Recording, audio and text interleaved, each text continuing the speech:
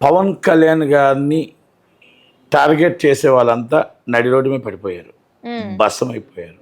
ఎందుకంటే ఆయన నీతి నిజాయితీ ఆయనకి మారిపోయారు. ఎందుకంటే ఆయన ఎప్పుడు మొక్కుసూటిగానే మాట్లాడతాడు, వెనకాల ఎల్లాగా వెనకాల మాట్లాడు. ఫ్రంట్కి మాట్లాడే వ్యక్తి ఎవరంటే పవన్ కళ్యాణ్ గారు. ఆయన సినిమాని టార్గెట్ చేసింది మాత్రం వాస్తవం.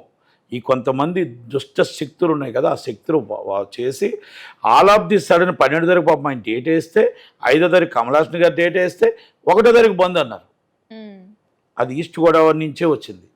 ఈస్ట్ గోదావరి నుంచి ఎవరు అనుశ్రీ సత్యనారాయణ గారు ఎవరండి, జనసేన ఇన్ఛార్జ్ అని 40 థియేటర్లు ఉన్నాయి.